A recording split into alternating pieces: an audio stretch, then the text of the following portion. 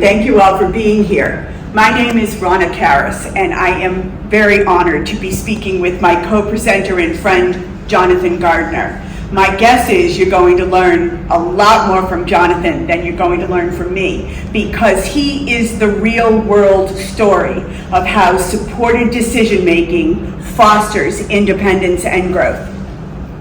My role is to take what you learn from Jonathan and help you apply it to different people. People in your life who perhaps have different skills than you see in Jonathan's story, or different ideas, or different challenges, or different goals. And the way that I'm going to do that is share some steps, some procedures, some infographics, kind of the educational side. He'll tell you what he did and how it went, and then I'll show you how to do it yourselves. How does that sound? Great. Sound? Okay, great. We invite you to participate. If you have a question, tap your nose, raise your hand, share a thought. If you disagree with something you hear, I probably shouldn't speak for you here, Jonathan, but if you disagree with something, or something doesn't ring true to you, or you have a question, please let us know. Let's make this a dialogue, okay? This is one of the most important topics of perhaps this century. And I'm very excited and honored to start off with my friend, Jonathan Gardner. Please welcome Jonathan.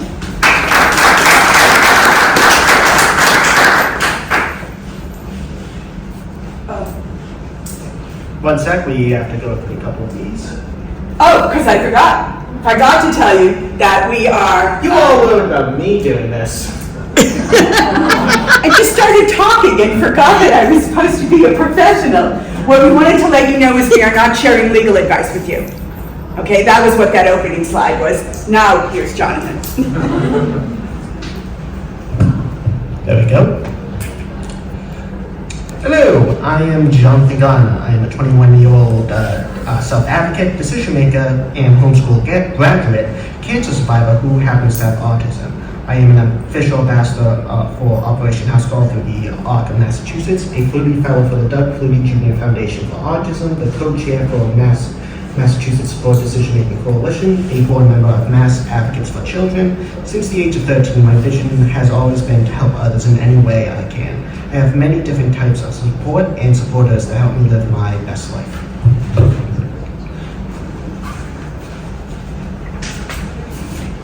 Supported decision-making allows certain adults like myself, which include those with disabilities and the elderly, to maintain their rights, dignity, and independence by choosing trusted supporters to provide assistance making decisions about our lives.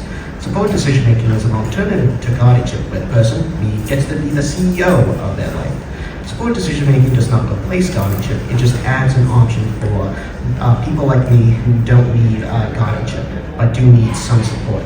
I believe more options are better. I think we can all agree on that part. Can everybody hear? Okay. I think that would explain that. The fact they can hear me.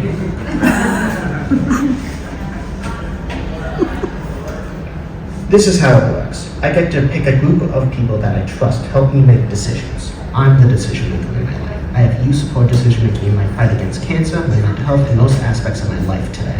Support decision making my supporters help me, for example, using pros and cons lists to make decisions, but ultimately the decision is ultimately mine.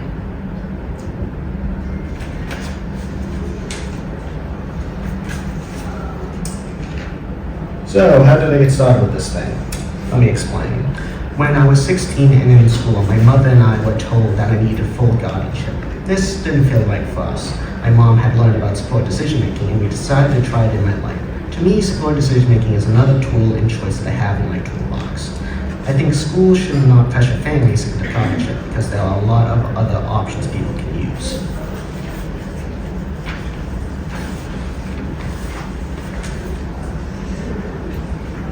There. Support decision making was a great alternative for me. I started by choosing my supporters. I decided on different people who would help me with different parts of my life. My first support decision making plan only included my mom, dad, and brother. But as I grew older, my plan many other supporters to my team in different areas of my life. Because support decision making lets me keep my rights, I can change my own plan as my needs in life change over time. I'm the one in control of my life. I'm on the right page, right? Yeah. Okay.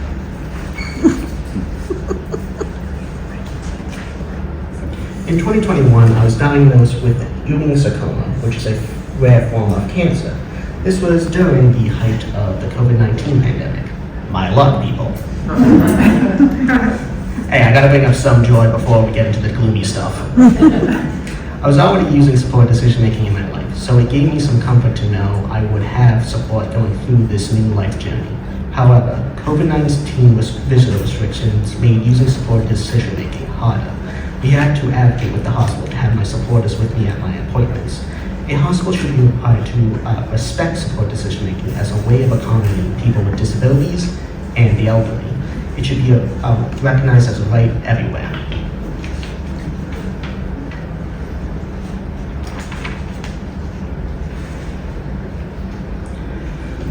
Fighting cancer has been one of the hardest journeys of my life. I've been through a lot of hard journeys already. I'm so thankful I was given the freedom to choose how I go about my treatments. Having been able to use support decision making during my cancer journey was really life-saving for me and helped me make my own decisions while battling cancer.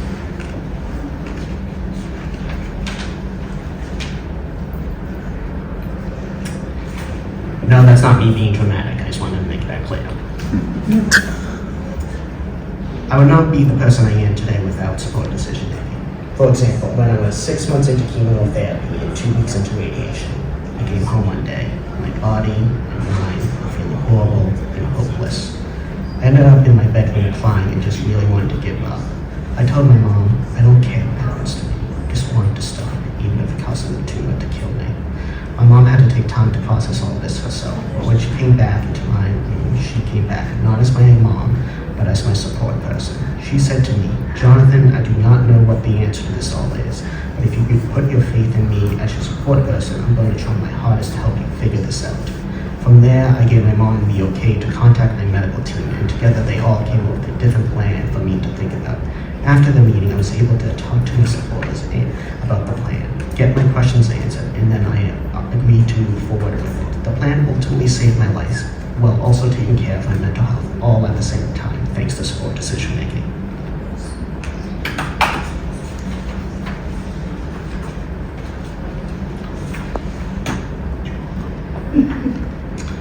Support decision making truly makes me feel involved in my life. It provides me with choices about when and how I was going to receive my cancer treatments. Because of support decision making, I was able to let my body and voice guide me with the help of my supporters.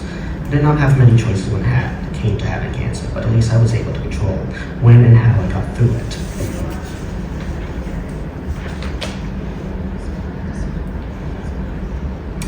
Thanks to support decision making, I'm the one in control of my life, not a judge or a guardian. No offense if any of you are that in this room. If I was not able to pick my support people during my cancer treatments, I would just be a shell of myself right now, if I even survived. I'm the type of person that needs to have full trust in the people that are in my life. If someone else picked those people from me, I would not fully be able to be the person I am today. I need to make my own choices for my own life. If a guardian had forced me into treatments, I would have been severely depressed, damaged, and not the person I am today. Support decision making offers more options in my life. I firmly believe that support decision making gives people a choice for freedom and a choice of who supports them. Everyone should have the right to choose the way they want to live so they can live their best lives to the fullest. Now I'll hand it back over to you, Rhonda. Thank you.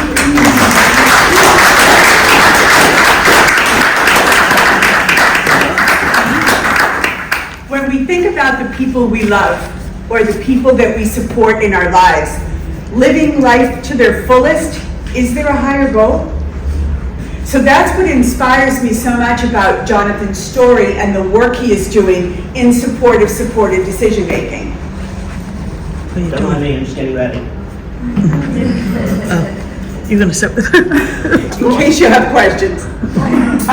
So, I'm an instructional designer. I'm a trainer by profession. And I work for the Center for Guardianship Excellence. And does anyone know us? Know who we are? So we are a free training company. You can find us online and you can take any of our courses at no charge. And it's unusual, in addition to being free, being unusual, but what's really unusual is it's not about the kind of guardianship that people make movies about. It's about the way guardianship is supposed to be. That balance of the heart, the mind, and the laws. Some states have them, some states are lacking them, but the reality is that there are ways to be good guardians, and guardianship does belong in some people's lives, although, as Jonathan said, not everyone's. So my role at the center is to create the training, the tools, what we call job aids. And so what I'm going to share with you are some strategies, some facts, some strategies, some downloadable checklists, and they're all in your handout as well.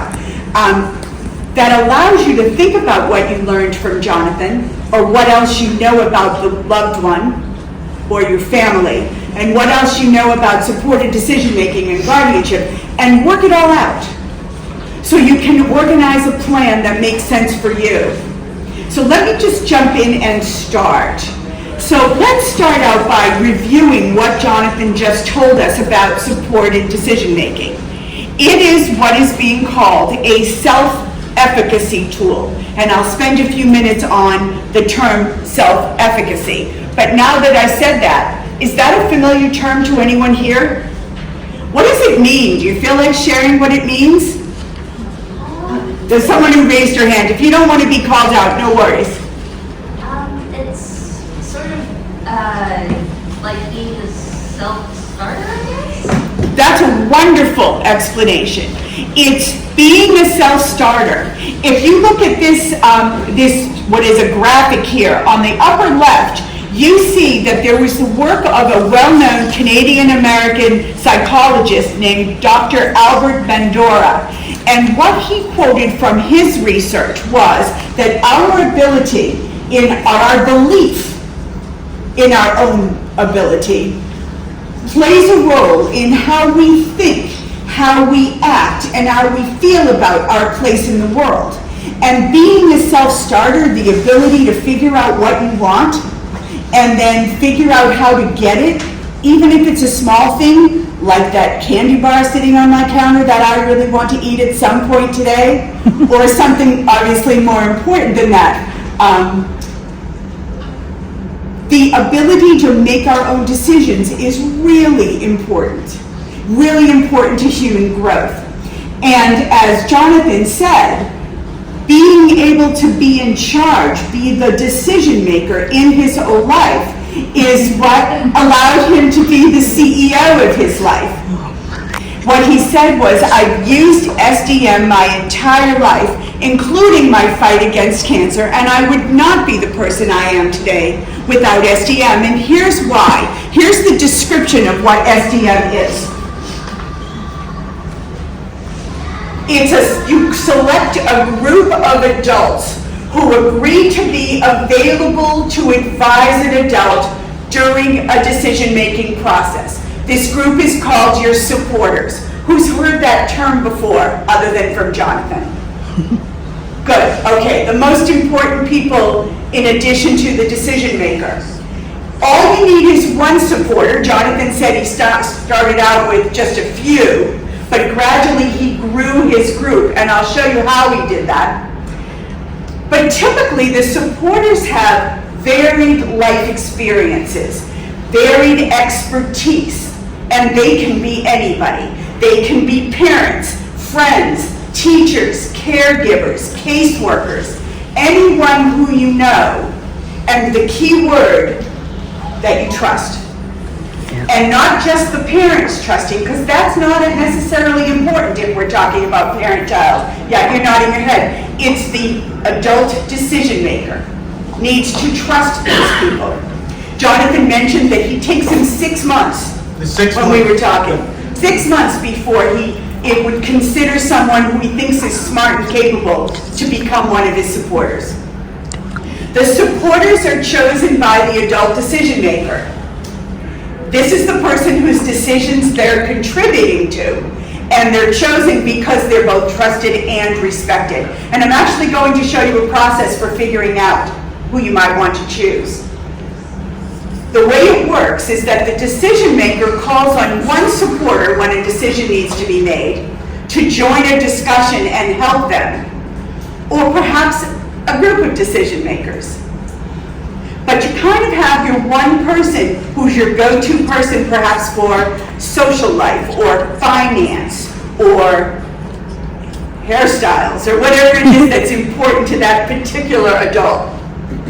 And most importantly, with supported decision making, no court has gotten involved. So your supporter team has no legal authority or power to choose your decisions or make you stick with them. And that's an important contrast. I want to take just a minute and talk about guardianship. I'm not going to go into a lot of detail because my mentor, Dr. Heather Connors, will be speaking to you about guardianship tomorrow, and she will give you a lot of details. But just in general, guardianship is a different tool. It's less about self-efficacy and more about someone being your advocate, someone getting you involved in making a decision, but ultimately the court has given that power to the guardian to make the decision. So in a guardianship, the court-appointed decision maker is now the guardian. That means there's a decree that dictates the powers of the guardian, what they are entitled to make decisions about, also the limitations, what the guardian can't do, and the length of time, whether it's temporary or permanent. The courts will specify specific decision-making powers, and those are assigned to the guardian by a judge. If certain powers have not been given to the guardian and the guardian wants them or wants to make a decision outside of their powers, they need to go back to court. Yes? So, between guardianship and supported decision-making, because I'm trying to figure out, how to do this, where might power of attorney come in, since it's kind of could be in both? It's a very good question, and actually a better question for Dr. Connors, Okay. frankly. But I'll give you a short answer. Typically, a power of attorney is not automatically appointed as guardian by a judge. And the laws vary in every state, so you need to know what the rules are in your own state. Will you be here tomorrow morning? Will you be able to ask her that question?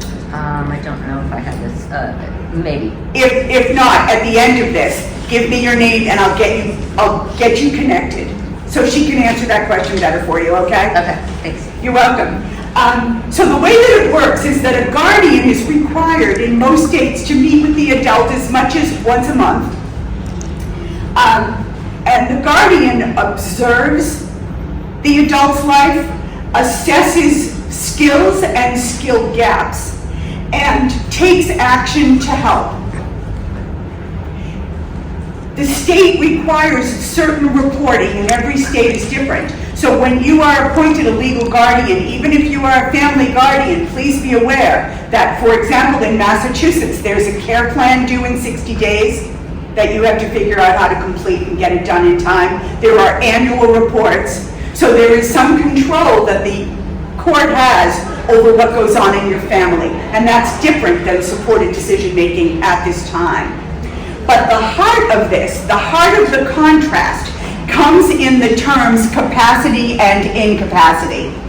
Because in order for someone to be appointed a legal guardian, the court has to determine that they do not have capacity to make their own decisions and that they have decisional incapacity. And what that means is that professionals have to assess the person's capability and declare that they have decisional incapacity. And that was something that, as Jonathan said, would have crushed him. So, one of the most common questions that we get asked is, well, what if there already is a guardianship in place? We did it as soon as my loved one graduated from high school. But now we're seeing all of this exciting growth, or now we're learning about supported decision making. How do they coexist? And we come back to the definition of self-efficacy. Because if you believe that an adult will benefit from having a strong belief in their own capacity, it doesn't matter that the court made a ruling, or that somebody 5 years ago did a report that said that you didn't have capacity. Who cares? You can still have supported decision making and build your own sense of self-efficacy, have your accomplishments, feel the power of your accomplishments, and become a decision maker, as long as you have the right guardian supporting you to do that. Does that make sense? Yeah. Great. Is that how people are using it? Are you seeing that already? Okay. Well, we are. The good news is we are. We are. So, how do you identify whether or not an adult in your life is a good candidate for supported decision making? Well, this is what trainers do, by the way. We like to create acronyms. So we said, look for a nod. And here's what you're looking for. The A stands for articulates. In order for someone to be the decision maker in a supported decision making team, they need to be able to communicate some way. It could be verbal or nonverbal. It could be written, however they communicate.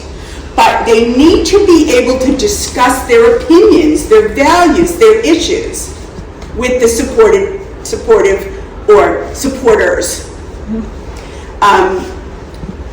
That's the first thing you look for. Can this person communicate? Even if it's just on one subject.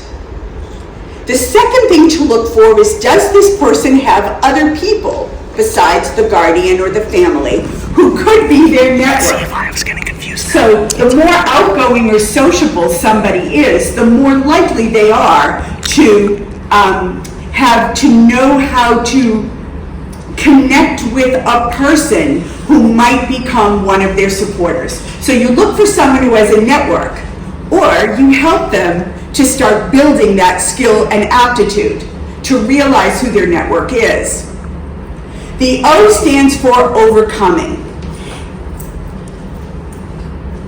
When you see someone overcome a hard challenge in their life, that is deserving of a tremendous amount of respect. That's where our power, the beauty of our self-efficacy comes from. And so look for someone who has overcome a small or a large challenge and has been observed taking the steps, learning what they need to learn, trying what they need to try, being willing to fail and make a mistake but not quit. You want that skill and aptitude. The person has to be an overcomer. And then the last one is they have to want it, desire. And it was interesting because when I spoke with Jonathan and Nancy and showed them this job aid, we created it after we first met with Jonathan. And I said to Nancy, who's sitting right here, by the way, who's Jonathan's mother and one of his supporters, I said, how do you know? And she said, you ask them. Well, yeah.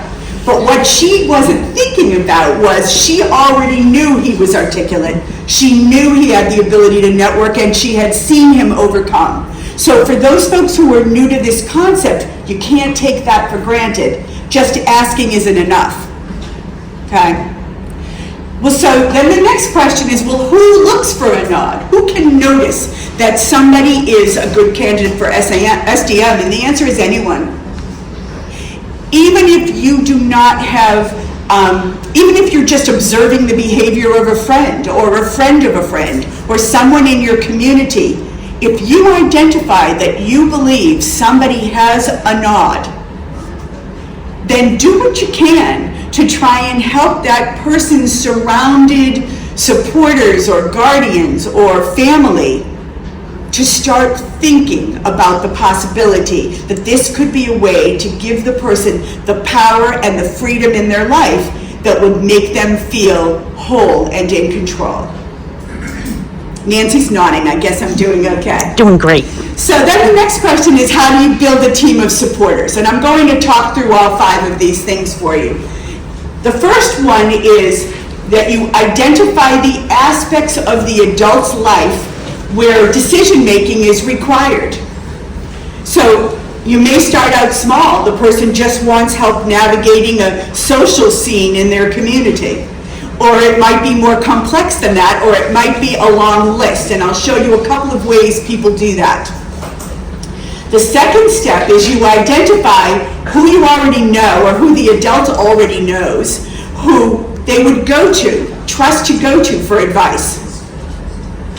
And those are the people that you would ask. You might match the person to a subject if it's possible. The third step is decide how you're going to ask. For some folks, it's easy. It's casual, the person's very articulate, and they could say it over coffee. For others, maybe there's a PowerPoint presentation or a storyboard. I'll show you in a minute what one looks like. Step 4 is then to design a supporter agreement, and this is very important, and I'll show you some samples. But there needs to be some written documentation that says this is what you do as a supporter. And then step 5, you've got to teach them how to be a supporter, because if you are the decision maker, you deserve to set some rules for your supporters. And for the most part, and correct me if I'm wrong, Jonathan, how did people react when you asked them to be one of your supporters? Okay, now I know for future reference when to jump in. Okay, so now that I got that out of the way, what was your question again? I had chemotherapy. I have something known as chemotherapy. It's okay, we all do that actually. So let me see if I remember the question. No, the question was, you told me that almost everybody had the same reaction when you asked them to be one of your supporters. What was the general reaction? Well, I'm the guy that did the coffee thing, so, well, not Lily coffee, can't stand it, but it was generally, I guess, like a sign of trust from them, that I do trust them a lot. And it was a very heartwarming moment, honestly, for a lot of that stuff. I remember specifically one of the most recent ones, Morgan, when I was in Washington a while ago for advocating. We met up with her, and I asked her after a long conversation about that, and she was a little bit taken aback. But she wanted to know, she was taken aback because she didn't know what to say or anything like that. So she asked if I was really sure, and I asked her, will you be real with me? And she said yes, and I said, all right, that's the only thing you need to do with that. This is what I would need help with. Do you accept? And that's how I got a new supporter. And the person he's talking about is a very highly respected attorney who was honored. And I think that's what we need to remember, is that people are honored to be part of your support group. So let's look at these one by one. The ACLU on their website has a number of different samples of supporter agreements. I would recommend that you go there, find one, tailor it. They even start earlier than that. They even have some tools there that would help you figure out, what about my life do I want to involve supporters in? So there's a number of tools out there, and the ACLU is a good one. Some people just plain write a list, and that was Jonathan's approach. He made a list of the things that he wanted to be part of his supportive decision-making agreement. And this is not his list, but that's the concept.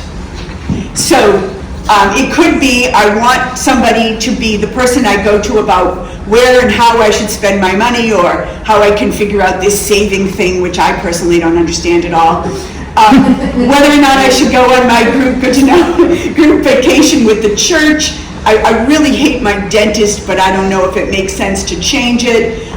There's this girl, Bonnie, in my class, and I kind of think I shouldn't be friends with her anymore, but I'm not sure what to do. I need some support. My mom's telling me I'm wearing makeup wrong, or that I wear too much, or that I shouldn't wear it at all because I'm gorgeous. Is she right? Should I get a job? What job? Is mom right about whether or not I should be going to sports bars?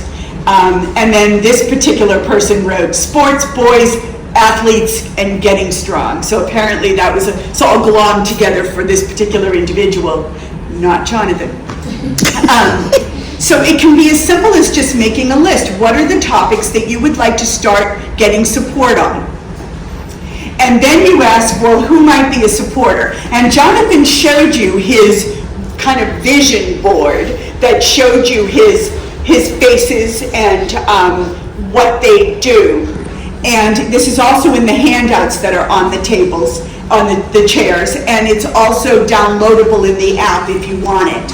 But what it comes down to is thinking about who your people are. It could be your parents, but maybe it's not. Maybe the adult has had enough of support from their parents and they're looking to go outside. Typically, you do see at least one parent in a support team. It could be a mentor, someone who's been your skills trainer from the community. Could be a teacher, it could be someone you work with or your boss. Family members, friends with common interest, it could be your family's financial advisor. As Jonathan told us, his screening process was 6 months to get to know you. I have to feel a bond with this person, and I need to have a conversation.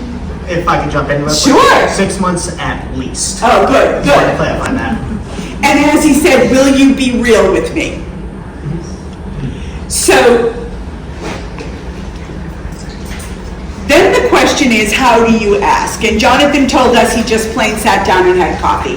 Everybody is not that comfortable doing that. So here are some other options. This particular young woman created a vision board to show people how she envisioned this support team, who was on it so far, so that she could then say to people informally, I'd like to ask for your participation in something very special to me. So kind of an opening statement. And here are the reasons why I think you could be an excellent member of my support team. And as we know, most people are honored. Now you've got to create your written supporter agreement. And maybe you do this sooner before you start asking people. You're laughing because I'm not letting him speak? No, if my son could do all these things, he would be. Yeah, well, you make a very interesting point. I don't know if you could all hear, but imagine that there's many of you saying, I'm not sure my loved one could do all of these things. And I think what's important to know is that if you believe, if you can look for a nod and you believe you have that, the rest of these can be done because they can be done with help.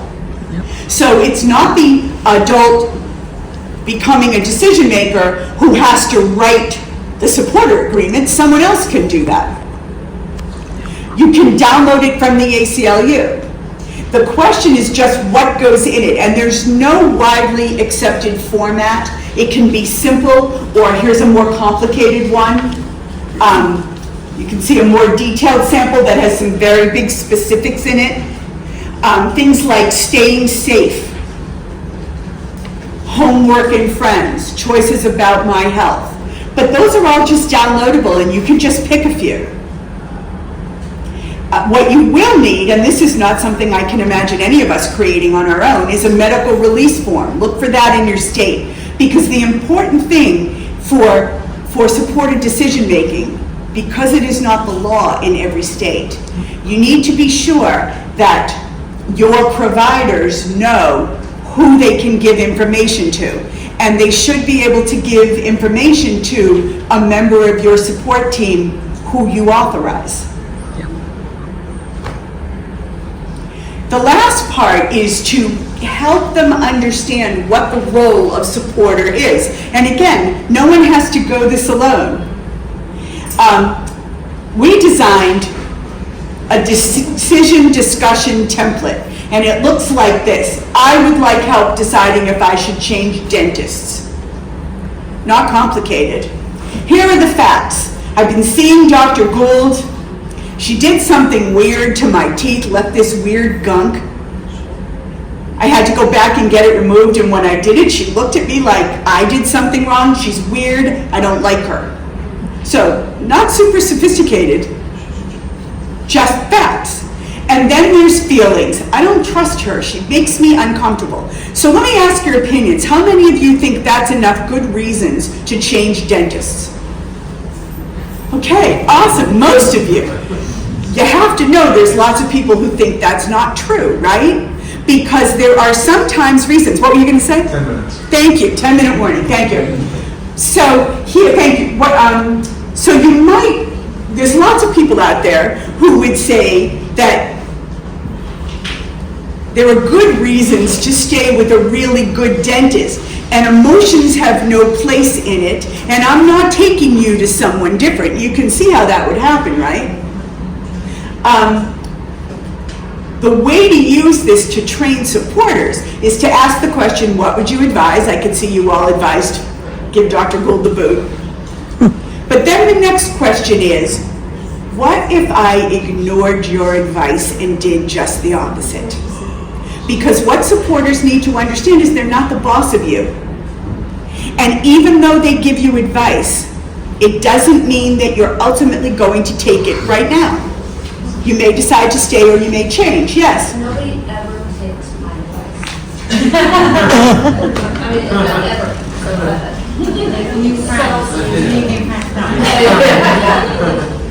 So what you just said is nobody ever takes my advice, but they ask for it, right? So it's part of their story. It's part of their story.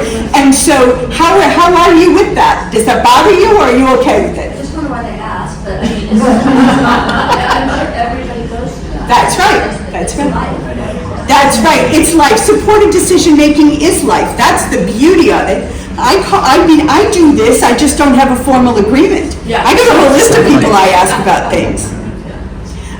So here's another training idea. This more closely mirrors what Jonathan does. He goes to his supporters and says, "Can you help me create a pros and cons list?" So he puts them to work.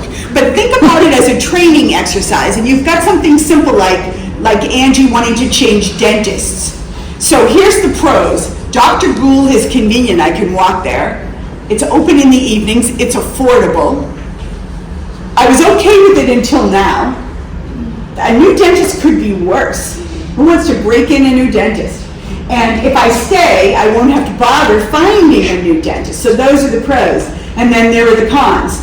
She left that white gunk. She makes weird faces. She doesn't make eye contact. I feel uncomfortable. You can see in this list that actually the pros of staying outweigh the cons, right? But yet emotionally, we are connected with the idea that dentists are horrible and we should change them because, I wrote this. The value of this for training is that what we need to understand is we're talking about decision making, and decision making is not linear and it is not permanent. It's complicated. Mistakes can have consequences. They can create emotional and physical setbacks, yet they're part of the human experience. They are part of growing. And for many of us, it's the only way we actually learn stuff. So if there's a guardianship in place or something in place that takes away the ability for someone to make mistakes, you may be shutting off the most important growth tool that exists. We need to expect that someone using SDM will make mistakes because that's being human. And we should be giving people the opportunity to learn from our mistakes. What happens when you make a wrong decision? You make another one, right? That's being alive. And so that's what we want to really leave you with, our last thoughts. Decision making is complicated. It's not always logical. It often includes all kinds of emotional things, and it's not permanent. And lots of things will change. And so I want to jump in. I know we have just a couple more minutes, and I want to give a chance to address some of these things that sometimes go wrong with supported decision making. And so, because this is where change happens. The very first one on the far left says, supporters fail to support and need to be changed. Jonathan, what do you do if you have a supporter who needs to be changed? File them. There you go. Moving on. Providers, the big orange one says, providers refuse to include supporters in the conversations. What do? request a new doctor or leave that specific doctor. Either ditch the doctor or educate the doctor. That too. Either that, you have a choice. Providers focus on the supporters and ignore the decision maker. What do? Either leave the doctor because they clearly don't value your life or respect it, or educate them. Excellent. And these are the choices of the person who's the decision maker of their own life. I will say, let me just pause and say for a second, the decision to change the doctor because you don't like the way the doctor talks to you is very similar to that training activity we had. Yep. It does require pros and cons. But if it is ultimately the adult decision maker's authority to demand a different doctor, then everybody around them should be supporting that. In the far left, on the bottom, it says complex medical decisions may require planning or more experienced support. So that's where it comes down to sometimes you need more than just your supporters for help. You need research, you need a second or a third opinion, you need more people. It's an opportunity to either build your support network or go outside of it to gather information, just like anyone else would do. The last two are patterns of behavior that we see that are challenges. So one says guardians overrule the SDM process because they're afraid of the risks. And I want to ask you guys, has that ever happened? Have you ever tried to overrule something that Jonathan decided?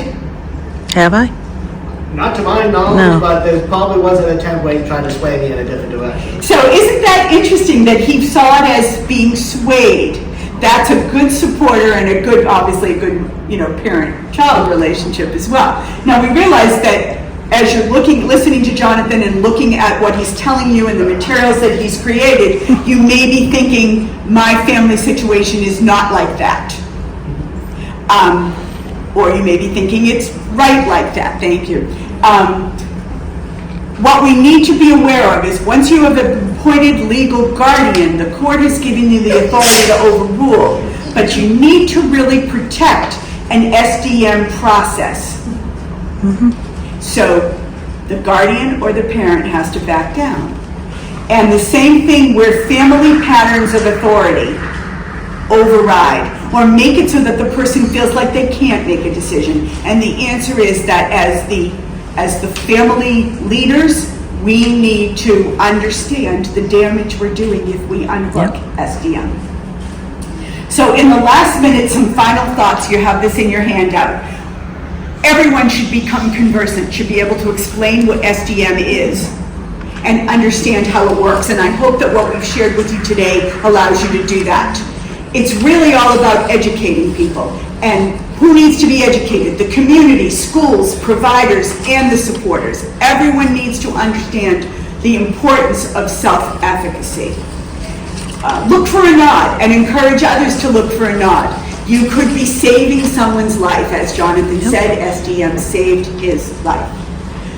Realize that the topics and supporters that an adult chooses in round one will change dramatically as the years go by. That's a sign of growth. Don't forget to keep copies of your supporter agreements in case a provider needs written proof. We are seeing laws get enacted, laws change that support SDM as a decision-making tool in hospitals, in lots of other important settings. So as those rules change, be sure you have copies. And don't forget to train your supporters so they can be successful. They shouldn't have to figure it out on their own. And that's all we have for you.